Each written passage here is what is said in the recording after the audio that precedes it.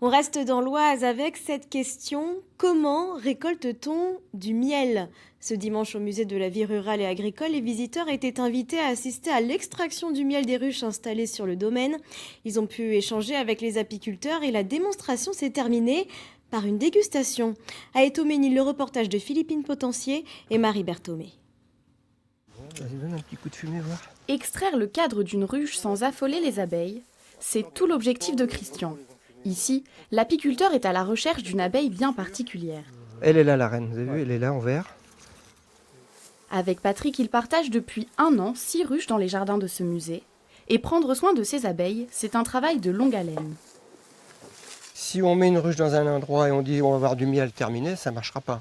Il faut au minimum faire des visites, voir l'état, ce qu'on appelle le couvain, c'est-à-dire c'est toutes les œufs, les larves, voir s'il n'y a pas de maladie.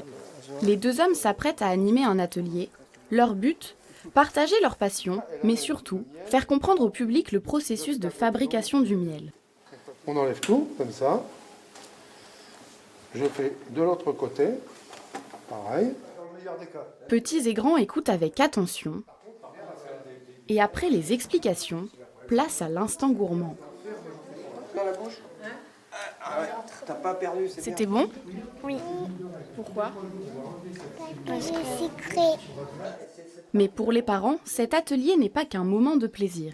C'était aussi pédagogique pour nos enfants. Donc, surtout pendant l'été, on va visiter des fermes pédagogiques. Et donc là, c'était l'occasion d'aller voir ce que produisent les abeilles et comment ça fonctionne. C'était important de leur faire comprendre ce qui se passe entre l'abeille et le miel, quoi. Comment ça... Donc c'était intéressant comme ça, de venir. Je ne sais pas si elles ont bien tout compris, mais c'est un début. Pour les apiculteurs, cette transmission de leurs connaissances est essentielle. Nous, aujourd'hui, on ne peut plus faire grand-chose. On peut changer le système, mais c'est eux qui vont être les acteurs principaux de ces changements et qui vont être obligés de s'adapter malheureusement à ce que nos anciens ont créé.